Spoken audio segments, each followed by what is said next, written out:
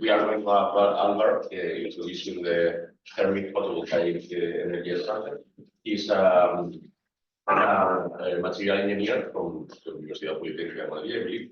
And after that, he studied a master's in laser, plasma, and surface technology. And he acquired knowledge in fabrication processes that he's using these days in pursuing his field in Ciclo de energía solar here in Polytechnic. And I think he's going to talk about the thermal photovoltaics. I'm not sure if I should do this book. It's okay. Okay. So the floor is yours. Thank you. I'm going to introduce a little bit on photovoltaics, but in a more different way that we are going to talk. Generally, when you think of photovoltaics, you generally think the illumination source is going to be the sun. So you're going to try to capture the data that is generated on the sun to obtain electricity. The thing is that we're going to try to move from this part one step backwards in photovoltaics and then move forward into the thermal photovoltaics, that is the field that I'm working right now. So I'm going to make a simple outline trying to describe a little bit the advanced theory, photovoltaic effect, some materials for this type of devices, and then make some comparison between the solar photovoltaics, solar PV, and thermal photovoltaics, TPV.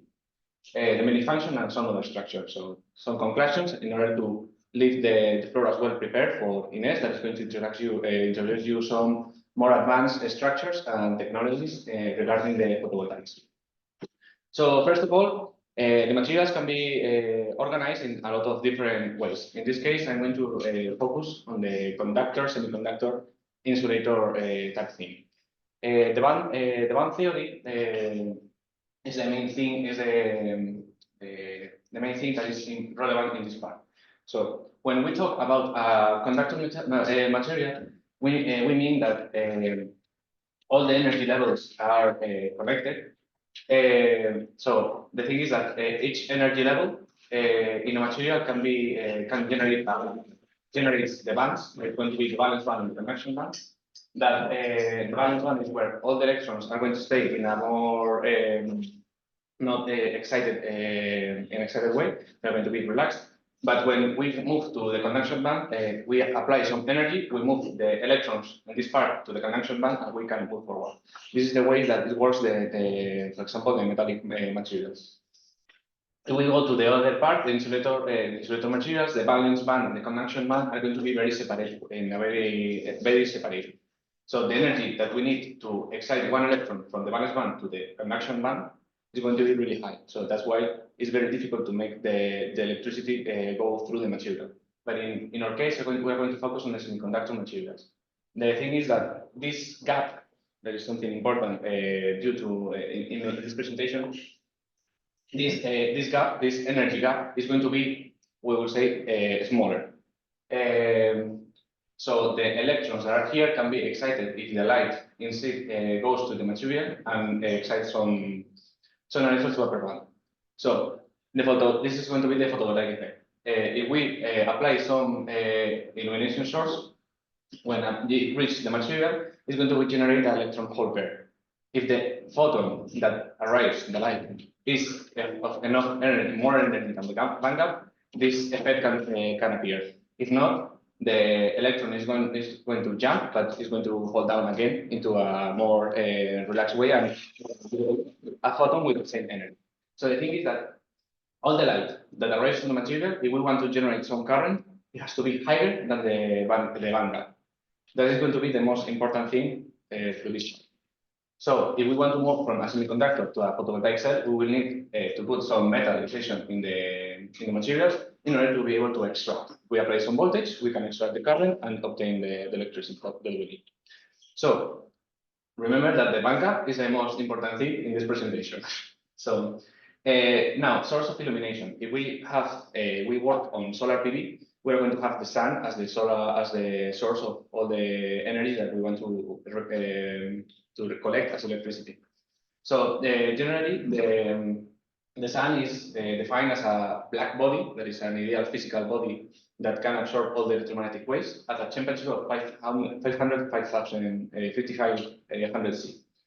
But that will be that for the solar PV. But if we move to medium temperatures, is when we start talking about thermophotovoltaics. This difference in the temperature is going to modify the spectrum that is going to generate this black body. So it's going at lower temperature is going to shift to the infrared radiation. That's the part that we're going to explain a little bit later. So now we know the source of illumination in order to move from solar to thermal, and a little bit on the materials. Now we're going to relate this spectrum with the bandgap. So in this graph, we are going to focus mainly on the y-axis. The x-axis is a parameter called the lattice constant. It's related to the structure of the, in this case, the semiconductor. We're going to skip it to keep it simple. So the bandgap, the higher we are talking about, the more energetic has to be the light incident in order to generate current.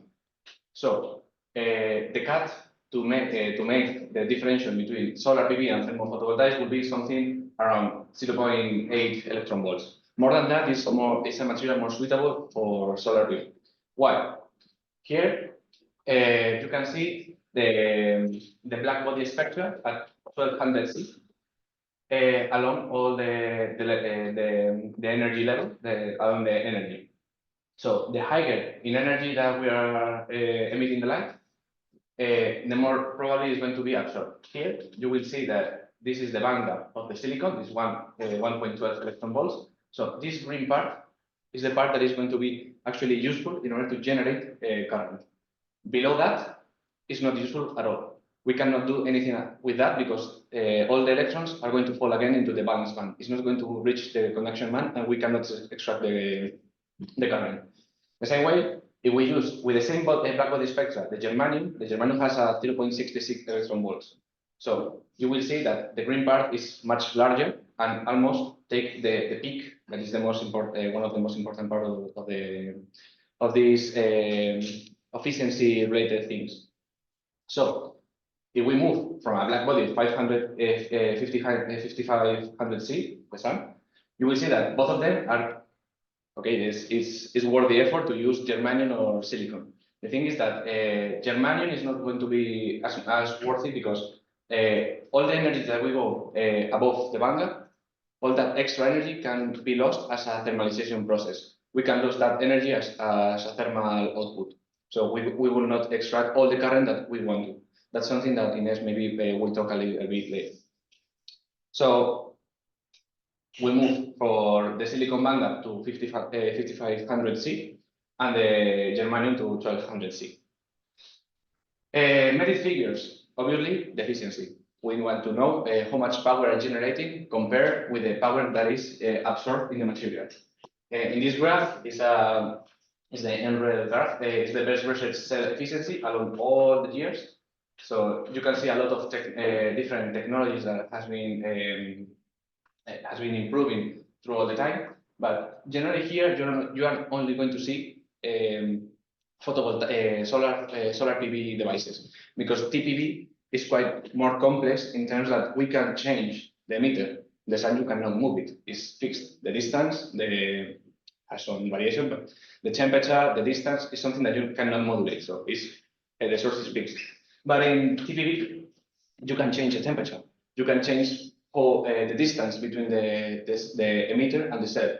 So it's very complex to have all these variables plotted in a 2D graph. So here you will never see that. So how can we define the solar PV efficiency? As I said before, power generated against power absorbed. That's something really important, the part of the absorbed. Why? Well, as I said before, incident power is fixed. It's around 1000 watts per square centimeter, per meter square. The distance to the meter, you can modify it. The temperature of the meter, the same. So the thing is that if the sun is generating some power input into the system, you have some electrical power out and some losses. So the efficiency is going to be quite simple to calculate. The thing is that the efficiency has a thermodynamic limit. For simple junctions, I mean, it's only the most simple structure that you can do in a PV device. Ines will talk for tandem structure, more than one structure. You will see that it's only 53%. You cannot go up beyond that. But there are more innovative structures, for example, hot carriers that can reach much higher efficiencies. And the commercial modules that you can install in your houses are between 12–21% efficiency, no more than that, because it will cost too much, a lot of money in order to have this 23–24%. You have to think in industry, it's always very different to the laboratory. So the thing is that if we move to TPV, the part of the absorbed, the power absorbed is different. Why? Now we have the structure, I don't know, in 1 meter, of separation. We can put a filter in between, so all the radiation that is not going to be worthy, reflected back again to the meter. So we cannot avoid any losses in this kind of thing because we reheat the meter. This is power that we are not going to lose. So we are going to receive on the PV cell only the energy that is going to be able to convert into electricity. So we can go a little bit beyond DC fixes. The same thing, we can put some mirror on the rear side, some metal, in order to reflect all this energy that cannot be absorbed in the PV cell and send it back to the meter. So all this reflected power is going to be considered as not losses because you are giving it back to the meter. You want to keep the material, the meter hot, and you are doing it. So power in, power reflected, and power electrical power. As we said, the incident power can be changed. Distance, temperature, as well, the emissivity. We can change the meter, the emissivity of it will change. So we have a bigger black body spectra, lower. We can modulate a little bit that. And the efficiency is going to be defined in a similar way, but we have this, we cannot see it, but the power reflected, we are going to subtract it from the incident. So the efficiencies can be a little bit higher. So that's why the efficiency limit is higher compared to the conventional PV. Why? Because we can go up to 60% efficiency at 2500 temperature of the meter. So the conclusion is that the photovoltaic effect is the generation of the current and voltage in the material upon exposure of light. What light? Okay, we can change the source of light, and there will be different approaches: solar PV and thermal PV. As well, the efficiency can be defined as the generated power divided by the input power. This input power can change again in which kind of structure we are working on. And finally, due to this, different strategies can be done to optimize efficiencies. In solar PV, you can only modify your device. You can add more layers, trying to modify a little bit the band structure and play along with it, but no more than that. But in the TPV, you can modify as well the meters, the distance, so you have more room to try to improve these kind of things. The TPV can be used, for example, in thermal store energy. That is the project that we are working right now. That is heating some material with some extra energy from the grid, heat the material, put our device, and we can recover this energy that it was going to be wasted and recover it in the night, for example. So that will be my presentation.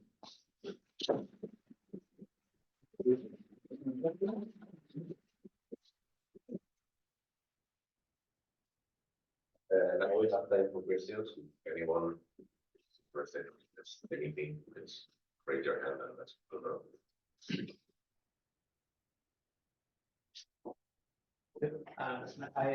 I was wondering about the practical applicability of this TPV because for solar photovoltaic we have sun is free energy emitter, but for thermal PV we need to have a emitter to create by ourselves.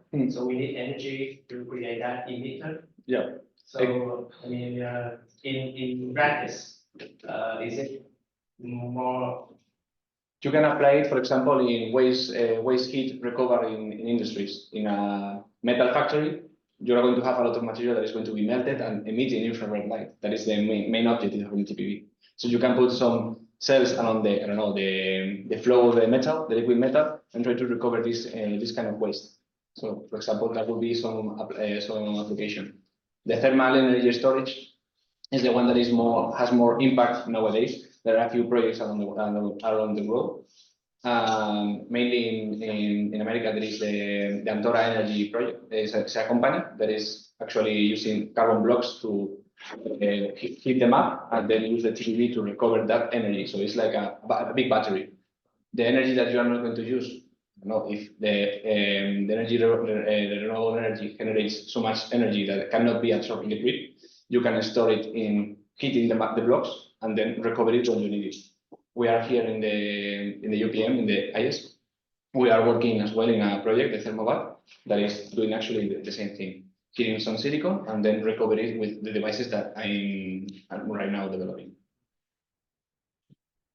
In that sense, well, thanks for the talk first, but in that sense, how efficient is it compared to conventional batteries or other technologies to store energy?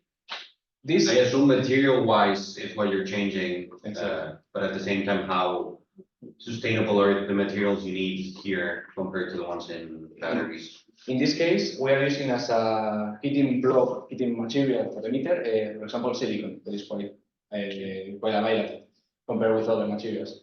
There are, obviously, if you want higher efficiency cells, you will need in gas, so you will have the prices and the difficulty of obtaining these materials can skyrocket quite easily. But we are working now with germanium that can be like 4 times cheaper than in-gas cells. And as well, the objective of these batteries is more not in the short-term energy storage. For example, lithium batteries can store energy for a small amount of periods. In this case, we want like long-term batteries, so we can store energy, have low losses, and when it is needed, recover the energy. It will take a lot of cycles in order to less cycles in order to make them for the effort of the purchase and the inversion, but can try to solve this problem that we have nowadays, that is the energy storage. Because yeah, we can generate energy from other different sources, but how we store it is the main problem nowadays.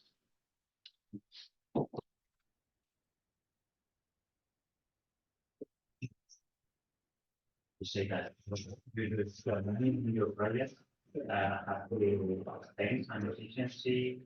Yeah, right now we are trying to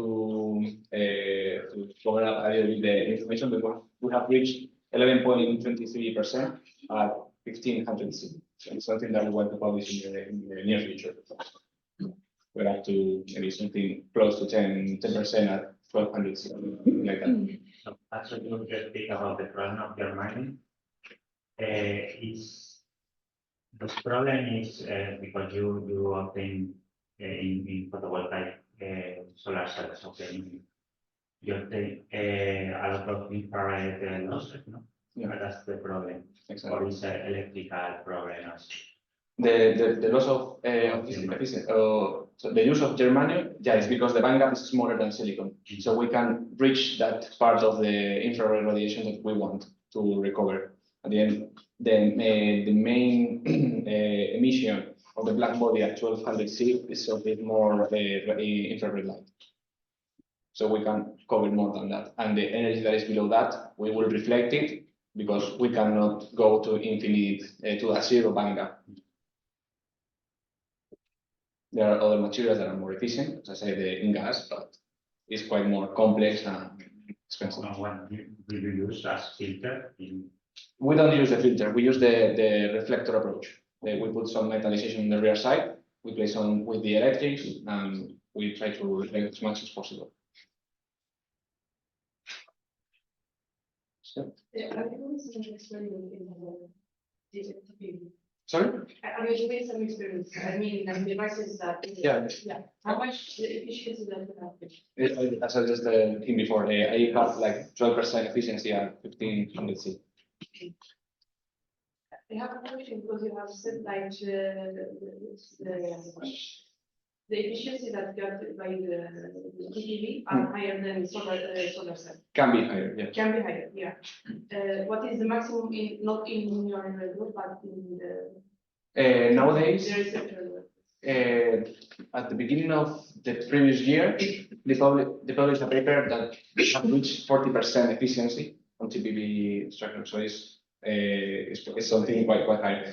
It's a junction, two different junctions in order to a lot of different strategies in order to improve this to the maximum level. But that will be something quite expensive and difficult to move to the industry. So that's why Germany, even though that is a little bit slower, a little bit lower the efficiencies. But 40% is the maximum that they have reached. For Okay, if there is no more questions. Let's say goodbye to one.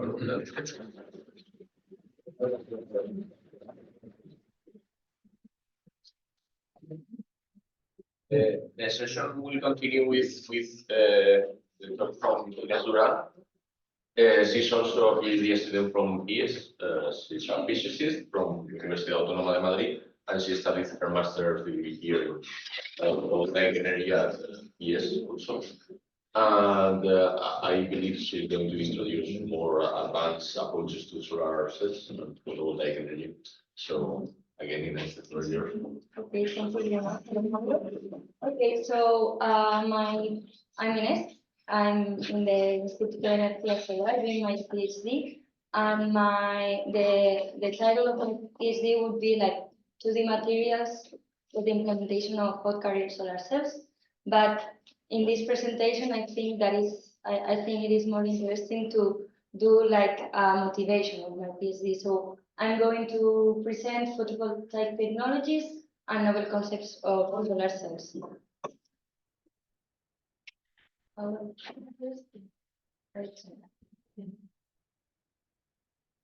Okay, does it work? Yeah. Okay, yes. So the conventional technology of solar cells is the single junction solar cell. It is made, it is based on a semiconductor material, which is characterized by an energy gap, as Alvaro told. The energy gap is a region in the space of energy where the electron cannot exist.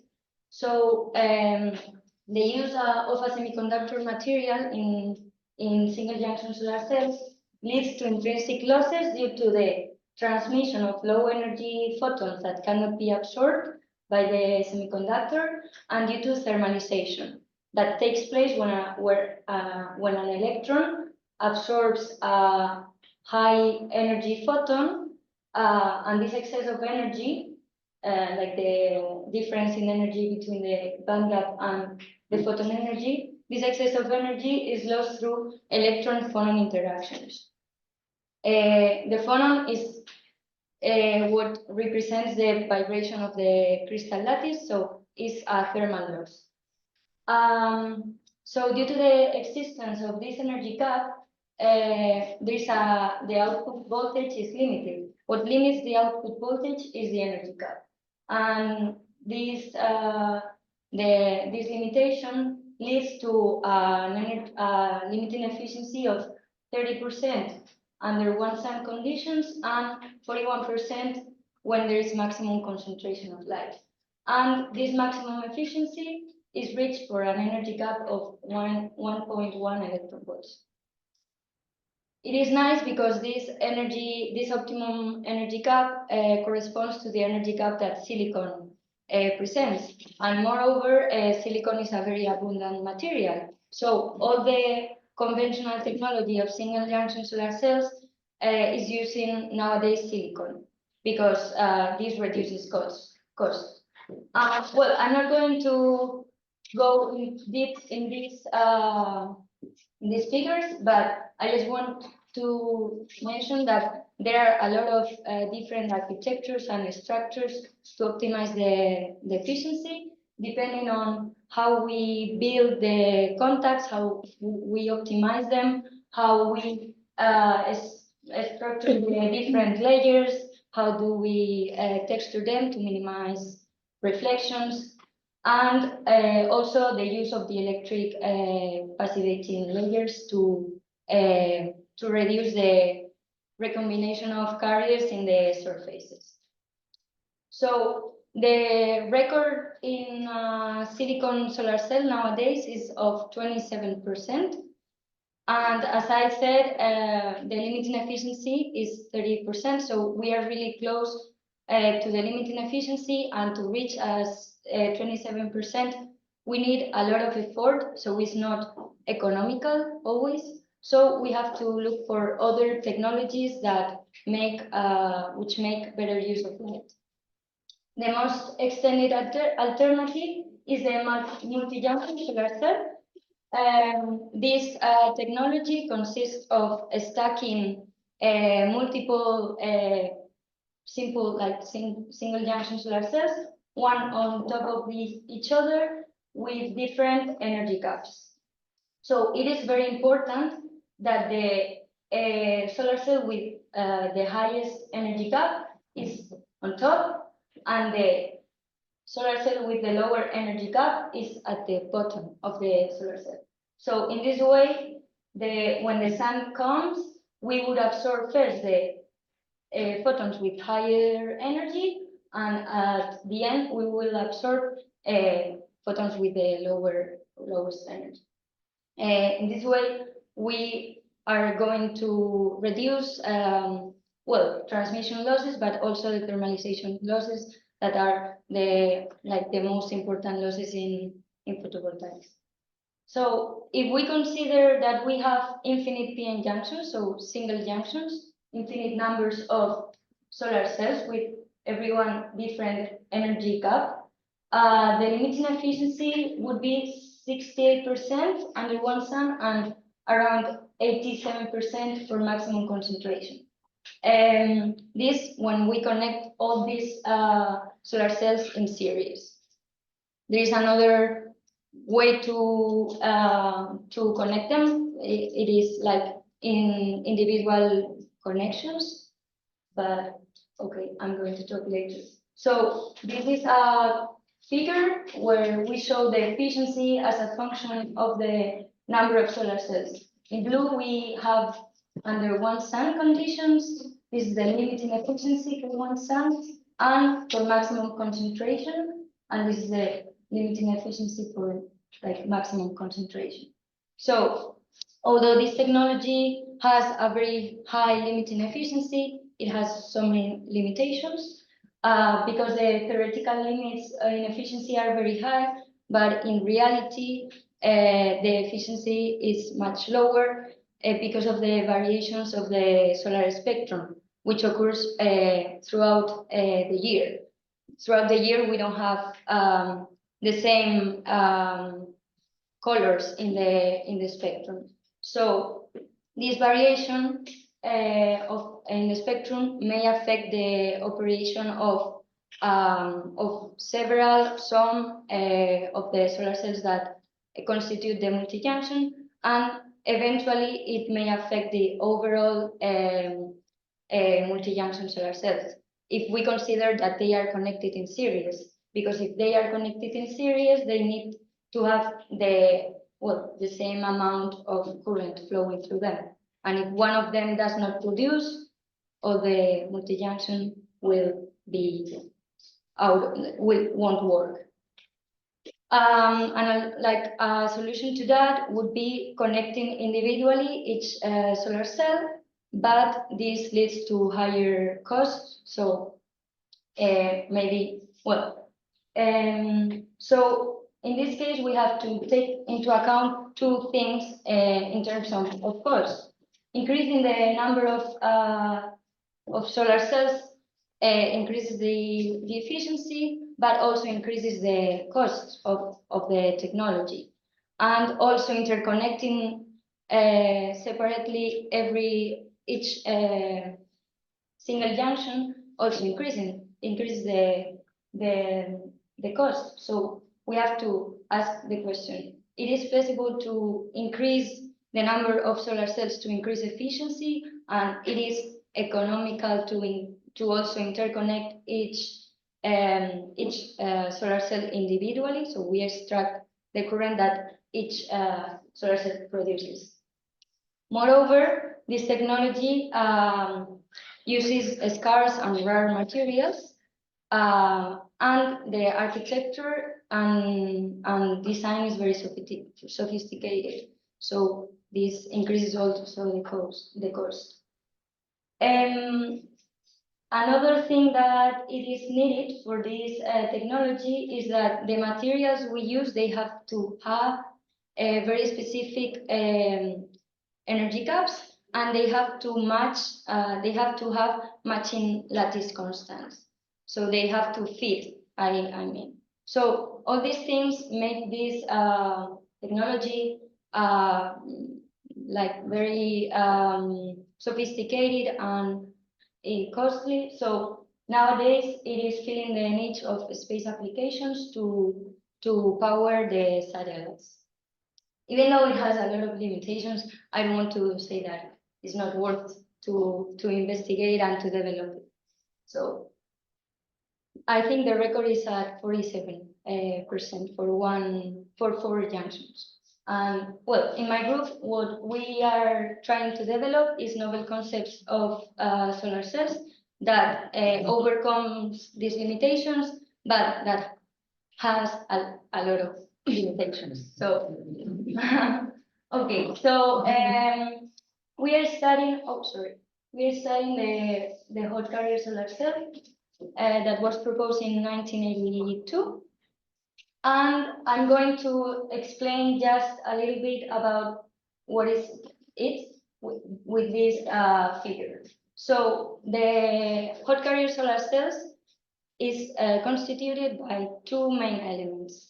The first element is the absorber material, which may have or may not have an energy gap. So we could maximize the absorption of the sunlight. And this absorber is special because it is supposed to eliminate the thermalization that happens in usual semiconductors. So this absorber would eliminate the interaction between electrons and the crystal lattice. So all the losses, thermal losses would disappear.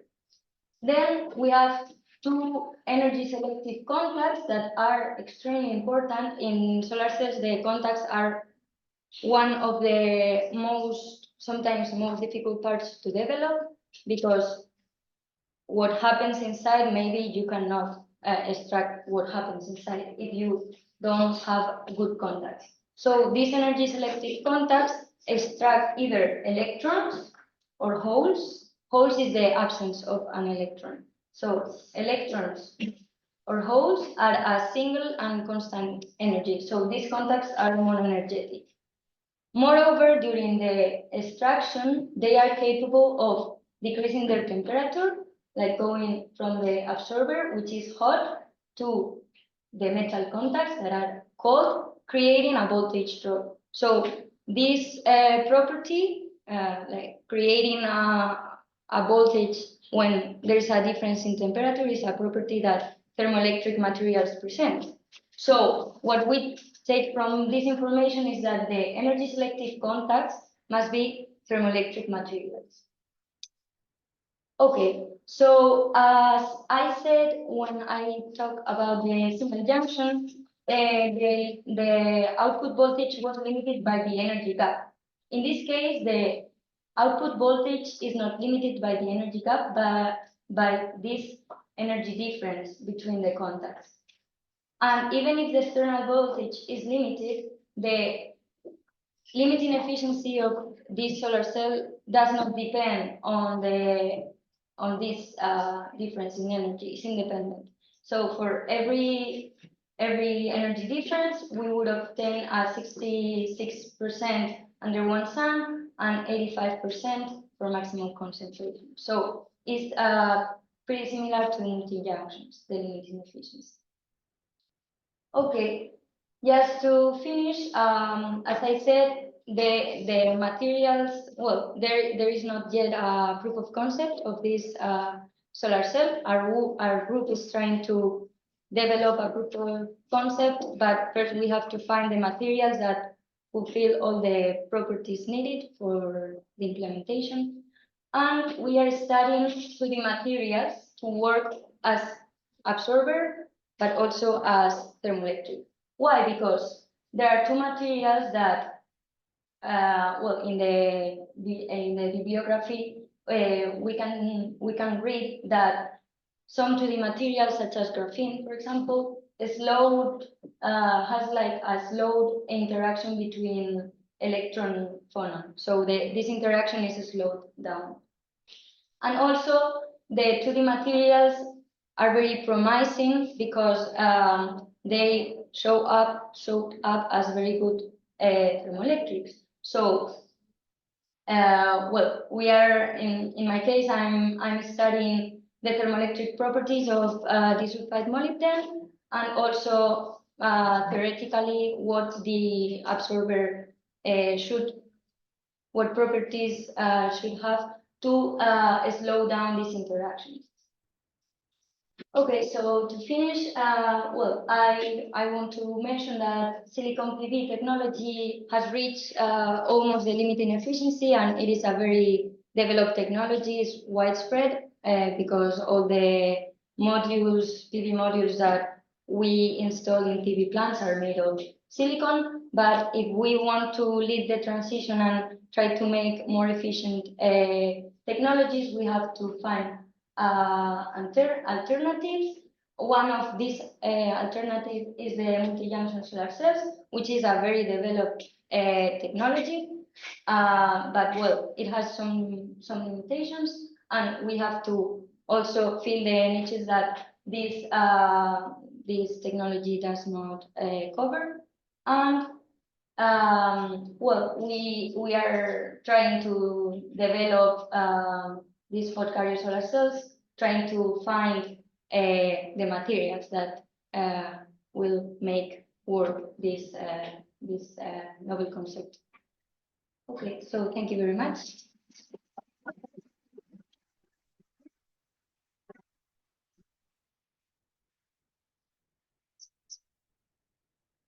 Again, we have time for questions. If anyone is interested. Thank you, Lucas. There someone? Okay. Thank you for the talk. Was nice. I have a question about. I didn't understand very well the connection that you did with the phonons in the 2D materials. So because you want the 2D materials for a hot carrier solar cell or just for a normal cell? No, for a hot carrier. Okay.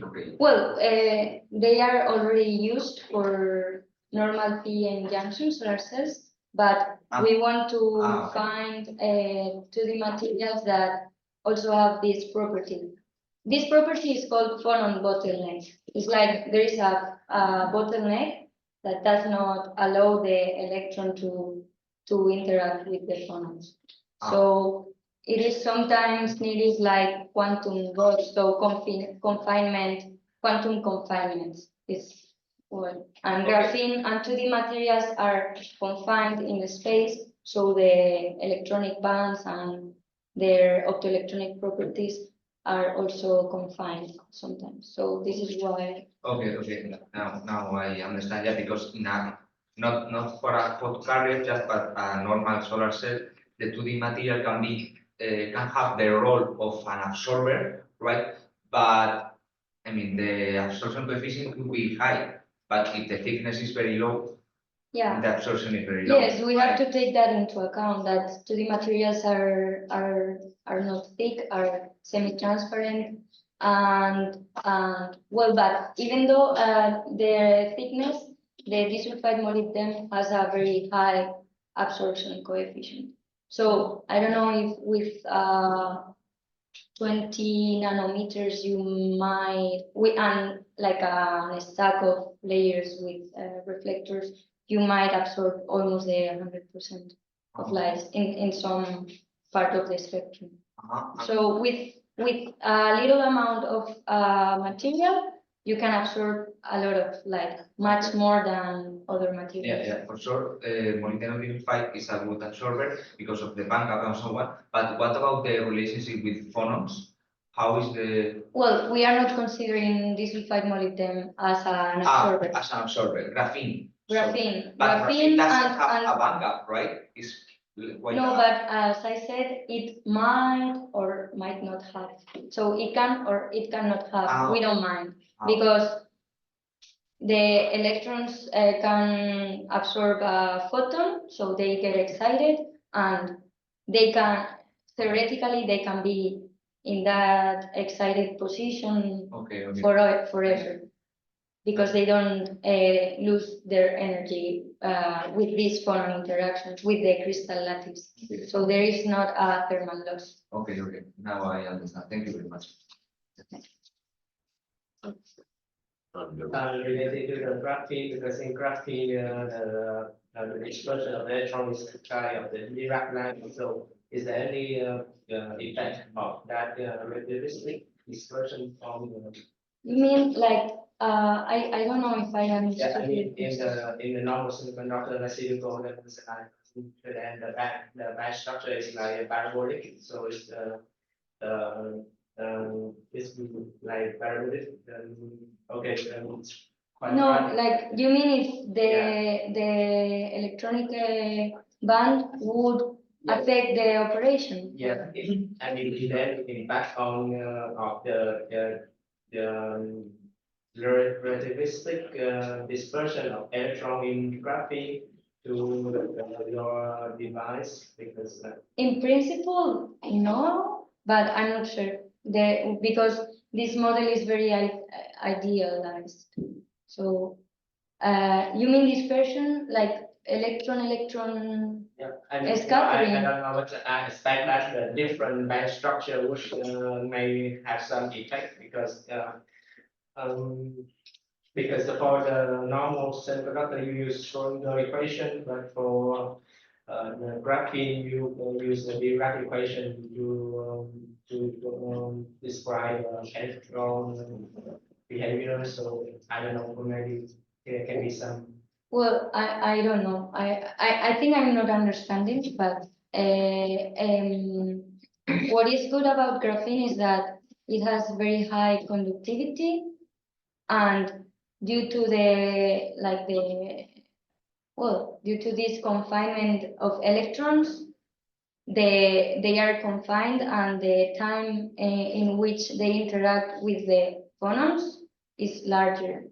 But I don't know what scattering are you talking about. You mean the point in The Dirac point. well, that is not that is not very important, because what you are doing is exciting the electrons to a higher level.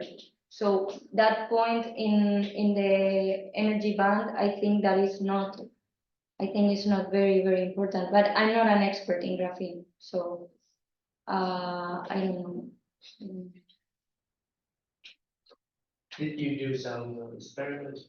Yes, I do experimental work, but I didn't show it here. So I study the thermoelectric properties of 2D materials, because they have to be good thermoelectrics, and I also do theoretical work of what properties, thermoelectric properties we need to reach high efficiencies, and I am also very focused now on the properties of the absorber and how we can do a real proof of concept of this solar cell, trying to put apart some of the idealized needs and try to overcome this and make a proof of concept. So I do both, but here I just wanted to give an introduction.